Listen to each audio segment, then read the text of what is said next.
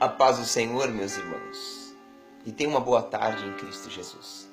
É com imenso prazer que nessa tarde de hoje eu quero trazer um pequeno ensino aos irmãos. Um ensino um pouco ousado e um pouco criticado por muitos. Tem o tema como oferta, dízimos, votos. E eu quero trazer esse ensino para você entender a dimensão de tudo que nós temos pregado e levado nas igrejas. Observamos que não é ao nós lermos a Bíblia Sagrada e vamos entender que no Velho Testamento a oferta é citada de uma forma e no Novo Testamento a oferta é citada totalmente de outra forma. A Bíblia ela não mudou, ela é a mesma. Nós estamos aqui com as Escrituras e vamos notar que quando Deus ele criou os céus e a terra, ele criou o homem. E ao criar o homem, ele se dispôs de algo de si mesmo. Olha de onde começa toda a nossa oferta. O Senhor, que é o próprio Deus, dono de toda a riqueza do mundo, se dispôs de algo de si para ofertar aos homens. E o Pai me disse isso. Quando Ele dá o sopro de vida, Ele dá algo que é de si. Ao construir o homem, Ele pega barro, Ele pega materiais, terreno, e Ele começa a fazer um boneco. Gênesis capítulo 1 vai nos ensinar que Ele começa a formar o homem. Mas o que me chama a atenção é que os animais, ele diz, haja animais, haja macho, haja fêmea. Quando ele cria a terra, ele diz, haja separação entre a água e a terra. Quando ele cria as florestas, ele diz, e nasça árvores frutíferas. Mas ele não doa nada de si. Mas quando ele vai criar o homem, ele arranca de si o fôlego de vida para representar algo que ele está doando aos homens, dando-se aos homens. Para cada um cuidar da tua própria vida conforme quer. Lembrando que nós temos sobre nós o livre-arbítrio, o qual quando nós aceitamos a Cristo, nós perdemos isso porque nós estamos devolvendo o que é de Deus. Nós agora, já no Novo Testamento, quando nós nos batizamos em Cristo Jesus, nós estamos dizimando a nossa vida, devolvendo o que é de Deus, o dom da vida, entregando a nossa vida na mão do Senhor. Então nós perdemos o livre-arbítrio. Você percebeu que a oferta, ela é relacionada a devolver o que é de Deus? Quando você oferta, logo após a oferta, vem os dízimos, até na própria vida. Bem claro que logo após o nascimento do homem, a próxima história, o próprio pai ele vai já relacionar a morte de Caim e Abel. Ou melhor, quando Caim mata Abel. Quando Abel ele oferece uma oferta ao Senhor e Caim inveja. Por quê? Porque quando ele pega a sua oferta e oferta no holocausto, ele ganha algo. Ele ganha um poder de Deus, uma alegria de Deus. E Caim inveja e decide o matar.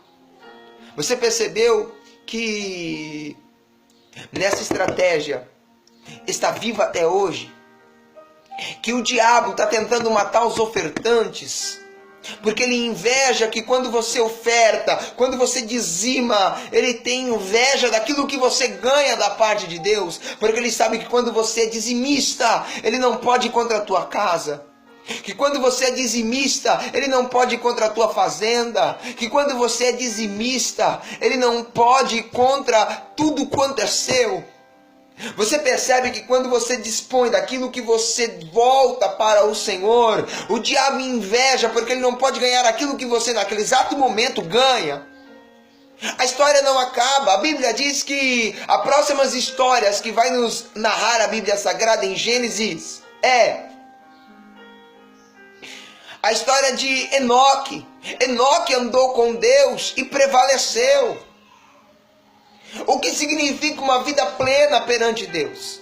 O que significa uma vida reta diante do Senhor? É alguém que anda de dia e de noite cuidando das coisas de Deus. É aquele que vive, eu sou um só com Deus. Deus e eu, nós se tornamos um e nós somos um só com Deus. Então a casa de Deus se torna o nosso foco inicial. Se torna a nossa vida inicial. Você vai parar e raciocinar uma coisa. Que o Senhor, antes mesmo de tirar o povo do meio do Egito, já na história de Moisés em Êxodo, ele vai dizer para Moisés assim: Moisés, antes de reparar o meu povo, repara a primeira Páscoa. Você notou que a Páscoa vem desde os egípcios. A Páscoa não veio após a morte de Jesus, como alguns pregam. A Páscoa, ela vem no início de tudo.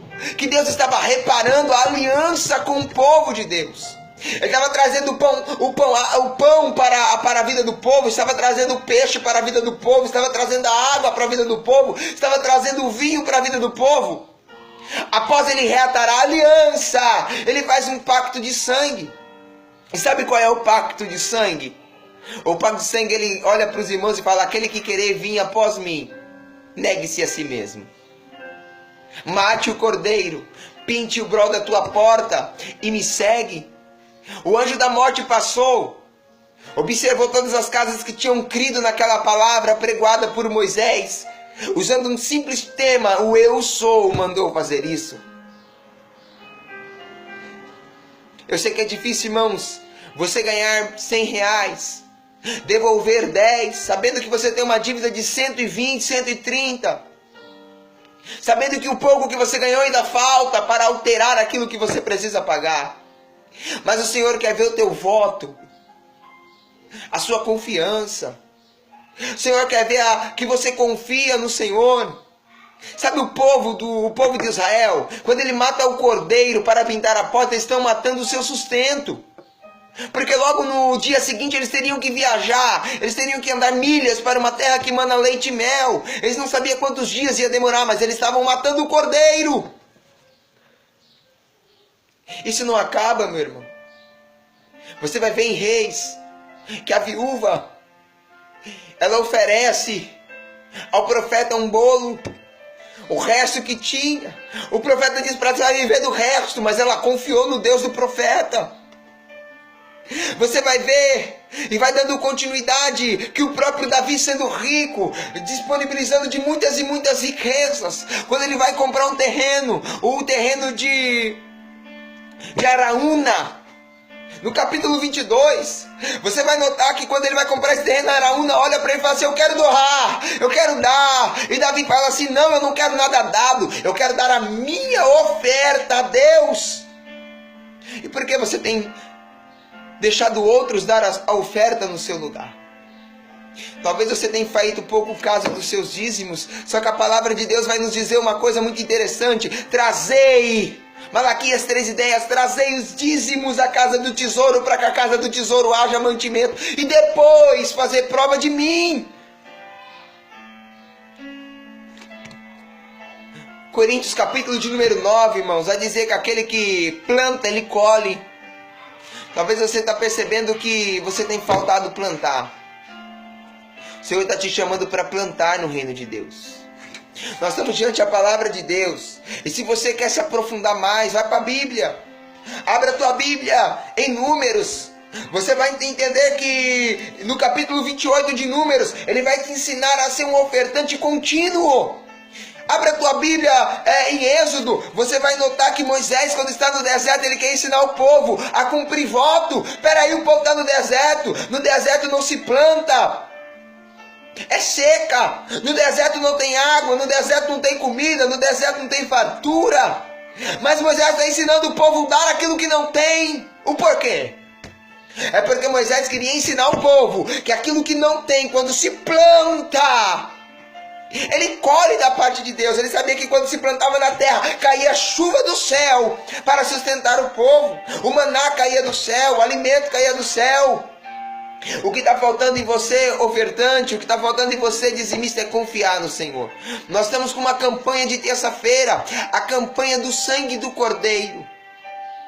Se você confiar mesmo em Deus, eu quero te convidar a você entrar nessa campanha, não porque o pastor está pedindo, não porque o pastor quer a tua oferta, não. É porque Deus quer ver tua confiança. Confiar naquele que vai te levar e caminhar contigo no deserto, aquele que vai livrar a tua família, aquele que vai cuidar de você, aquele que vai fazer o sobrenatural através do seu voto.